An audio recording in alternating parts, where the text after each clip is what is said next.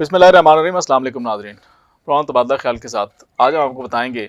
कि वज़ीर आज़म आज़ाद कश्मीर सरदार तनवीर इलियास ख़ान अपने दिलचस्प और अजीब व गरीब बयानात की वजह से अखबारात की और मीडिया की ज़ीनत बने रहते हैं। तो इसी हवाले से हम आपको बताते चलें कि गुज़श्ता दिनों उन्होंने कुछ ऐलानात किए और चारों सूबों को एक मकतूब लिखने का फ़ैसला किया गया, जिसमें फूड सिक्योरिटी के हवाले से यानी आज़ाद कश्मीर की जो ग़िज़ाई ज़रूरियात हैं उसको पूरा करने के हवाले से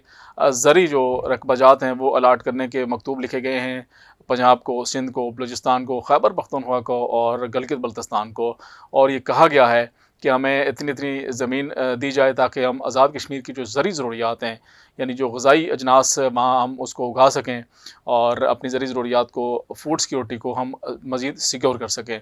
तो इस तमाम तर जो मामलात हैं इसकी तफसील क्या है, ये मकतूब लिखने का फ़ैसला क्यों किया गया है, इस हवाले से हम बात करेंगे। सरदार यासर आरिफ साहब आज हमारे साथ मौजूद हैं। यासर आरिफ साहब, मुझे ये बताइएगा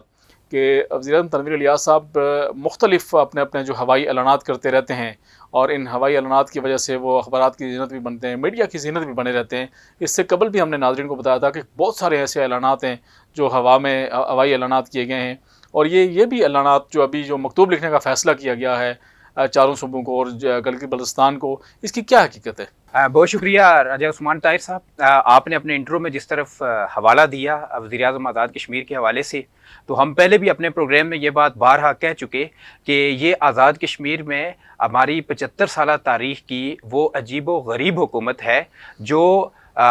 एक दो पैरेलल निज़ामों के ऊपर जो है ना चल रही है। एक वो जो गवर्नमेंट की हायरार्की है, एक वो सेटअप है जो रूल्स ऑफ बिज़नेस के तहत चलता है और दूसरा सेटअप वो है जो एक कॉरपोरेट मेंटालिटी के मुताबिक वज़ीर आज़म आज़ाद कश्मीर सरदार तनवीर इलियास ख़ान इस स्टेट को चला रहे होते हैं। तो आपने जिस ज़िक्र किया जिस ज़मीन के हवाले से, उसकी तफसील हम अपने नाज़रीन के साथ शेयर कर दें। ये 28/11/2022 को वज़ीर आज़म आज़ाद कश्मीर की मीडिया की तरफ से ये एक छोटा सा रिलीज़ जारी किया गया, जिसमें ये कहा गया है कि फ़ूड सिक्योरिटी और ग़िज़ाई ज़रूरत को पूरा करने के लिए वज़ीर आज़म आज़ाद कश्मीर ने चारों सूबाजात और GB को मकतूब लिखे हैं। इस मकतूब के मुताबिक सिंध से 25,000 एकड़, पंजाब से 50,000 एकड़, बलूचिस्तान से 1 लाख एकड़, खैबर पख्तूनख्वा से 30,000 एकड़, गिलगित बल्तिस्तान से 2,000 एकड़ ज़री रकबाजात जो है ना आज़ाद कश्मीर को अलाट करने का ख़त लिखा गया है। और बुनियादी तौर पे इसका मकसद ये है कि आज़ाद कश्मीर में क्योंकि ग़िज़ाई ज़रूरत का जो इशू है उसको हल करने के लिए बलूचिस्तान, सिंध, पंजाब, खैबर पख्तूनख्वा, GB के अंदर ये और पंजाब के अंदर ये ज़मीनें अलाट की जाएँ। यहाँ पे आज़ाद कश्मीर हुकूमत एक्सपेंस करके एग्रीकल्चर के ऊपर काम करेगी और इससे आज़ाद कश्मीर की ग़िज़ाई ज़रूरियात पूरी की जाएंगी। अब हम ज़रा सा अपने नाज़रीन को समझाने के लिए आज़ाद कश्मीर की ग़िज़ाई ज़रूरत के बैकग्राउंड में जाते हैं कि बुनियादी तौर पे आज़ाद कश्मीर की ग़िज़ाई ज़रूरत है कितनी और इसके अदाद व शुमार क्या हैं। तो बुनियादी तौर पे आज़ाद कश्मीर के महकमा खुराक के जो अदाद व शुमार है उनके मुताबिक 5 लाख टन गंदम आज़ाद कश्मीर की सालाना जो है ना वो ज़रूरत है, जिसमें से 3.5 लाख टन गंदम जो है वो पास्को से आज़ाद कश्मीर लेता है और 1.5 लाख टन ये मकामी मार्केट से महकमा ख़रीदता है। लेकिन जो तहकीकाती इदारों की इसके ऊपर इन्वेस्टिगेशन है उसके मुताबिक ये सारे अदाद व शुमार महज कागजात में हैं। बुनियादी तौर पे आज़ाद कश्मीर के ये जो 5 लाख टन गंदम है इसमें से तकरीबन 1 लाख से 1.5 लाख टन ये स्मगल होती है जो KPK और अफ़गानिस्तान को भेज दी जाती है। और इस 1.5 लाख टन को अगर निकाल दिया जाए 1 से 1.5 लाख टन को, तो आज़ाद कश्मीर की मजमूई ज़रूरत ये 3.5 से 4 लाख टन सालाना बनती है। अब हम ज़रा सा एक जायज़ा लेते हैं कि इस जो हमारी ये ज़रूरत है इस ज़रूरत का आज़ाद कश्मीर के अंदर पोटेंशियल कितना है। तो हम इस पर हम माजी में 2003 से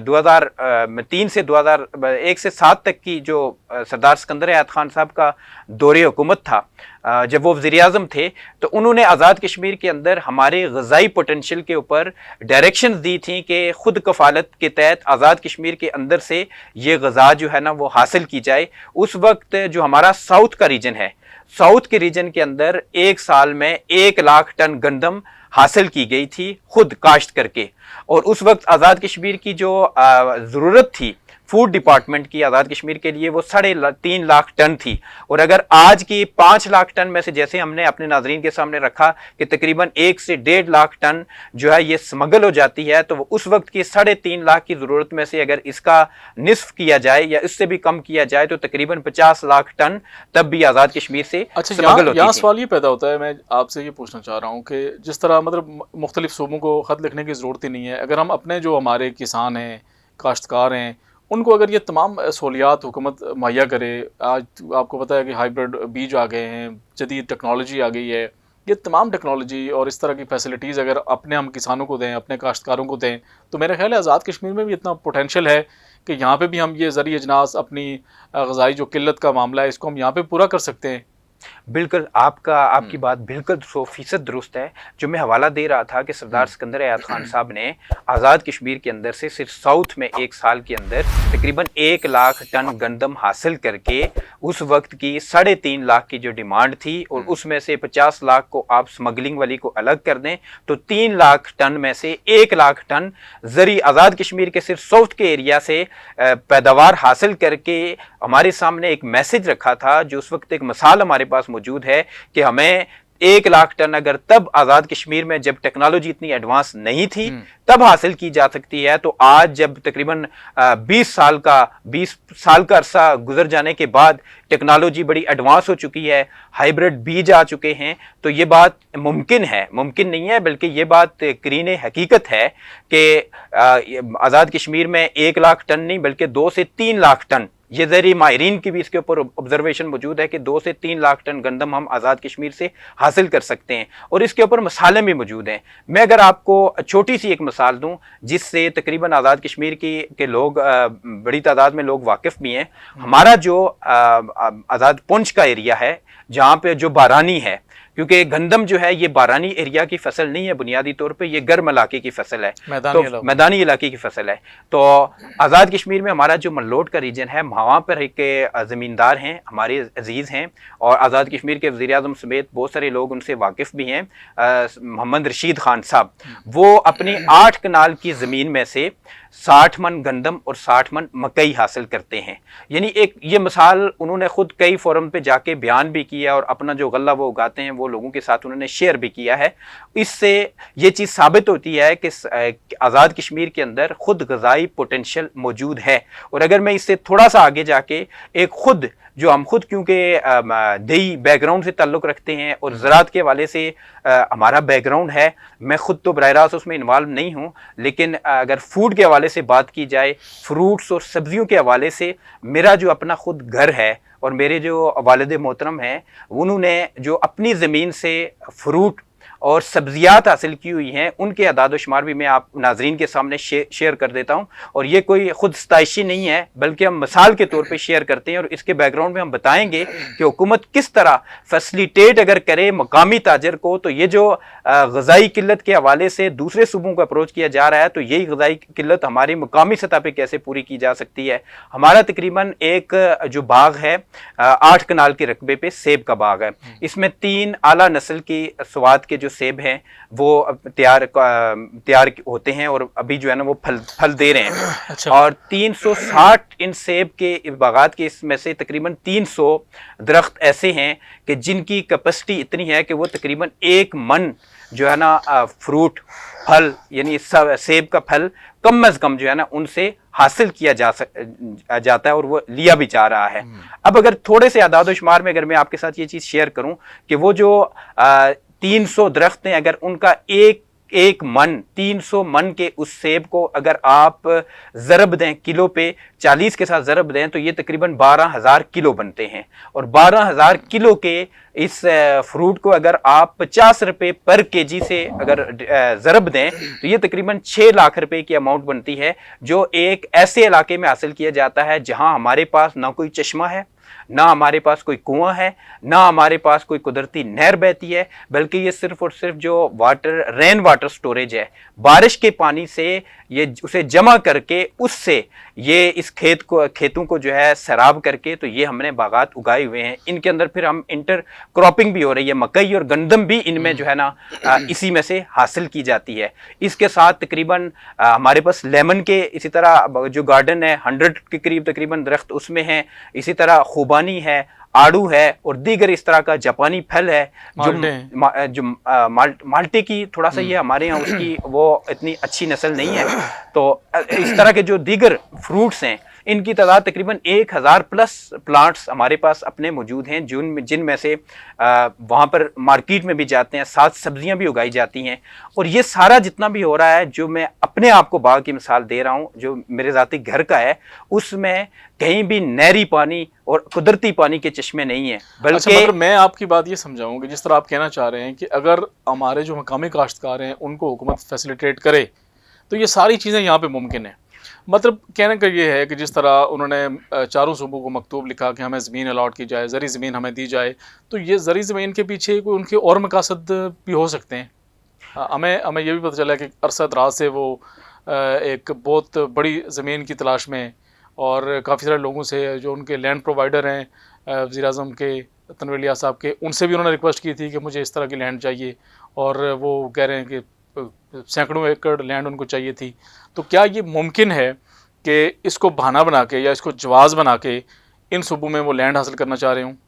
دیکھیں عثمان طاہر صاحب، ہم نے پہلے دن بات کی تھی کہ ہم بغیر ایویڈنس کے کسی کے اوپر یہاں کیمرہ کے سامنے بیٹھ کے کوئی ایلیگیشن تو نہیں لگائیں گے، لیکن جس طرح کے یہ مکتوب ہیں اور جس طرح ہم نے پڑھ کے بلوچستان، سندھ، پنجاب، KPK اور GB کیا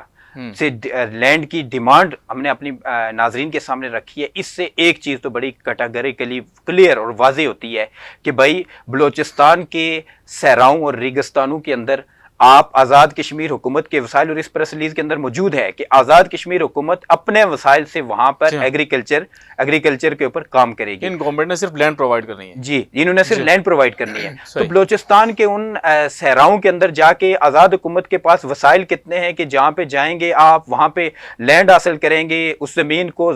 چٹیل زمین کو آپ سیراب کریں گے، اس کو قابل کاشت بنائیں گے، اس کے لیے پانی لائیں گے، اور اس کے بعد وہاں سے غلہ اگائیں گے، غلہ اگانے کے بعد اس کو آزاد کشمیر پہنچائیں گے، اس کے کیریج کے اوپر کتنا ایکسپینس آئیں گے، اس کی کلٹیویشن کے اندر آپ کے اوپر آپ کے کتنے ایکسپینس آئے ہیں۔ تو زرعی ماہرین جن سے ہماری بات ہوئی ہے انہوں نے کہا کہ یہ ناقابل عمل منصوبہ ہے، یہ اس چیز کی حقیقت کے ساتھ دور دور کوئی تعلق ہی نہیں بنتا کہ آزاد کشمیر گورنمنٹ جا کے سندھ میں اور بلوچستان کے صحراؤں میں جا کے اپنے کھیت آباد کرے اور وہاں سے فصل غلہ لا کے آزاد کشمیر میں دے۔ تو یہ بات قرین قیاس ہے کہ اس زمین کے حصول کے پس پردہ کوئی اور مقصد اور ایجنڈا ہو سکتا ہے۔ کیونکہ دیکھ لیجئے نا، وہ اس وقت آزاد کشمیر کے اندر چیف ایگزیکٹو ہیں، اور چیف ایگزیکٹو کے پاس پاورز ہم اپنے گزشتہ پروگرام میں کہہ چکے ہیں کہ اس کے پاس کتنی پاورز ہوتی ہیں۔ تو وہ پبلک پرائیویٹ پارٹنرشپ کا ویسے بھی پہلے دن سے آ کے وہ کہہ رہے ہیں کہ میں نے گورنمنٹ کے سکولوں کو بھی جو ہے نا پرائیویٹائز کرنا ہے۔ وہ ایک ٹریکٹر بنانے والی ایک پنجاب کی کمپنی ہے، اس کا حوالہ دیتے ہوتے ہیں کہ پنجاب کے اندر جب اس نے پرائیویٹ سکولوں کو پرائیویٹائزیشن کے حوالے سے وہ جب آئی بڈ میں تو لوگوں نے اس کا مذاق اڑایا۔ تو ان کی گفتگو جو اس حوالے سے چل رہی ہوتی ہے پبلک پرائیویٹ پارٹنرشپ سے، تو اس گفتگو سے یہ اندازہ لگانا بالکل جو ہے نا غلط نہ ہوگا کہ ان کے اپنے بزنس مقاصد تو ہوتے ہیں، بزنس پرپزز ان کے پاس اپنے ہیں۔ ابھی وہ آزاد کشمیر میں پرائم منسٹر نہیں بنے تھے، آزاد کشمیر میں ابھی وہ تیاری کر رہے تھے سیاست کی، تو آزاد کشمیر کے خوبصورت سیاحتی مقام جو پیر چناسی ہے وہاں پہ انہوں نے 200 کنال کی زمین جو ہے نا وہ لیز پہ لے رکھی ہے، جہاں پہ وہ اپنے